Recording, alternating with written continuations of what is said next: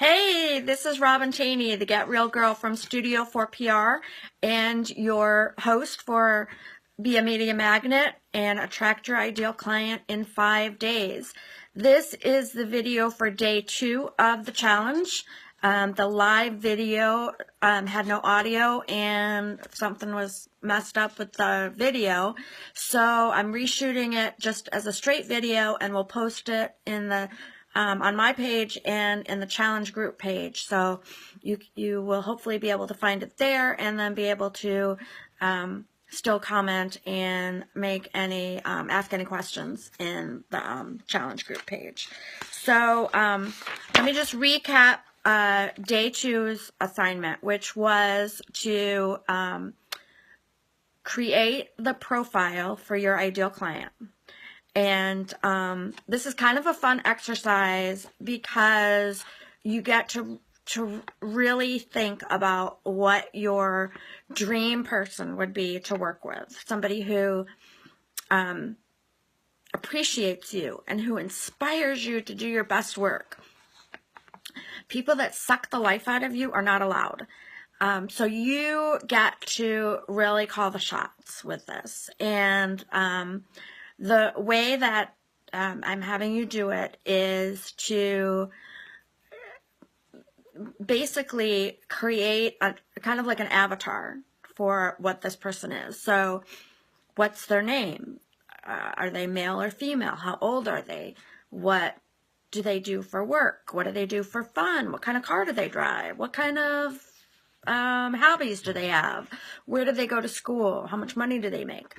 So in the assignment, which came by email and is also posted in the challenge group page, in the assignment there is a link to a worksheet which asks you all the questions, and you can fill it out. And the worksheet actually came from digitalmarketer.com, and if you go to their website, you can download one specifically, that will come to your email and everything. And then I also included a link to my ideal client profile so that you can kind of see, kind of what it is that I'm talking about. So my ideal client, her name is Jasmine Starr. She has 2 kids or 3 kids. She's a wedding photographer, and she lives in California, or no, she lives in Albuquerque, New Mexico. And she wants to not only increase her clientele for wedding photographers, but she also wants to be able to market herself to magazines and lifestyle editors that are looking for that type of photographer. So check both those links out, and hopefully they will help you. Yesterday, in day 1 video, you'll remember I used the example about the networking event, that if you go to a networking event and there's 100 people, 3 of those people are interested in buying what you're selling right now. 7 of them might be open to it. 30 of them are not thinking about it yet. 30 don't think they're interested, and 30 know they're not interested. So can you see why trying to figure out who your ideal client is really important? Because wouldn't you rather talk to the 10 people who are much more likely to buy what you have, rather than the other 90 who have no intention of ever buying what you offer? I liken this to what I call red velvet rope marketing. And so here's how that works, is that when you go to a fancy event and you get to the door and there's the gold poles with the red velvet rope between them, and somebody's at the door and they're either taking the tickets or they're taking your money or checking to make sure your name is on the list, and you can't get past them until you meet whatever the criteria is. So Red Velvet Rope Marketing asks that you get to decide who gets behind the red velvet rope. And if they don't fit your criteria, then you do not have to work with them, and you don't have to feel guilty about that. So you need to be very specific, and I want to be very careful about not making it sound like this is in any way discriminatory, because it's absolutely not. That is not okay. That is not aligned with my values. So that is not what this is about. This is about being thinking in terms of not only what your niche is, but how you can serve a specific person in a way that makes them feel like you are serving only them. So you want to be known as someone who is really selective about who they work with. Next, so once you've done this, once you've put together the profile, you're going to figure out how to go where they hang out. So a couple of ideas are, there's absolutely the networking groups. Those are a dime a dozen, and you can absolutely take advantage of those. But remember what your odds are. So remember that 100 number that I gave you. A better option is to, obviously align yourself with the groups where they hang out. If you have an opportunity to do public speaking, that has a tendency to make the ideal clients rise to the top, because they see themselves in what you talk about, and you either mention what their pain point is and they gravitate toward that, or they see there's something about what you said resonates with them. So somehow there's some sort of connection that makes them want to know more. So speaking opportunities are definitely a way to find your ideal client. Facebook and LinkedIn groups, Twitter lists are fabulous. The one thing I will caution you about is that you want to be as specific as possible. Some LinkedIn groups have 50,000 members in them, and that doesn't really help you.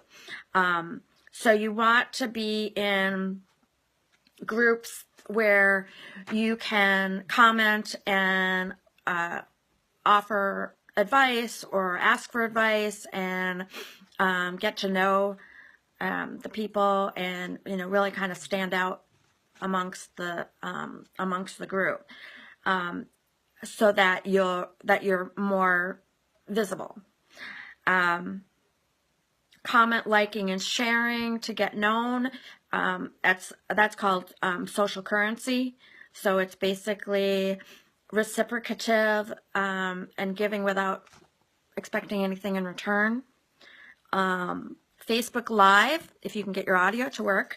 Periscope.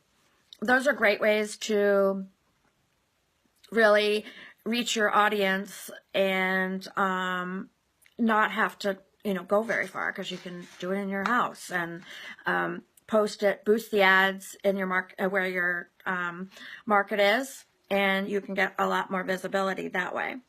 Instagram has started to really do some amazing things with Instagram stories and things that they're doing that other businesses before now may not have thought of as being a place where they would look for their ideal client, because they thought that it wasn't really the market for them. It's more visual, and they really didn't think of themselves as a visual business.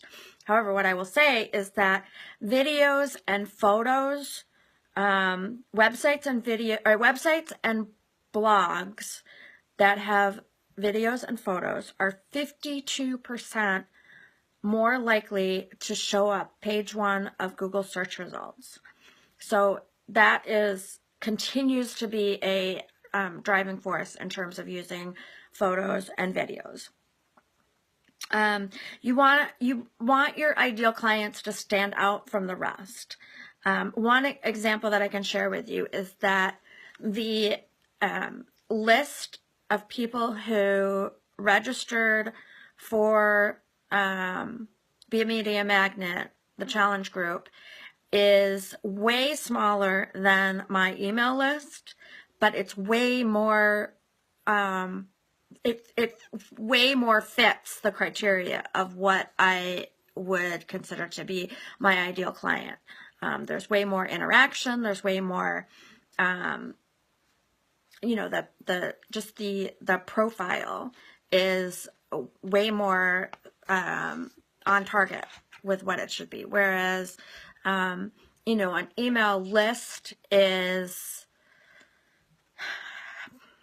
and I'm a certified solution provider for Constant Contact. So email marketing is critical to what you do. But email marketing has a, you know, has a point where you have to really utilize it in such a way that you kind of are building your tribe and nurturing it so that they continue to build that know, like, trust factor. But it's a lot harder if you're just sort of casting the net out and seeing who maybe picks up on your free offer, and they may not really have any interest in what you offer, but they may just want the free stuff. So you have to really, you really have to play with that. And I will talk more about that in another video. So that is basically it for today. It's just really important that you put together that ideal client profile, be as specific as you can, and don't worry about it being too narrow. And if you have any questions at all, please post them in the challenge group page, and I will I check it all the time, and I love to hear from you, and would really you know, welcome the opportunity for you to be able to share and exchange with others in the group, ask for an accountability partner, ask for help, ask for advice, offer advice, whatever, you know, whatever it is that you need. This is a place for you to really get, you know, to get what you need in order to help you be a media magnet and attract your ideal client. So I am going to leave that with you for now, and I will see you tomorrow. And I thank you again for being a part of this with me, and I appreciate your sharing this space with me. So take care, have a great night, and I will talk to you soon. Bye.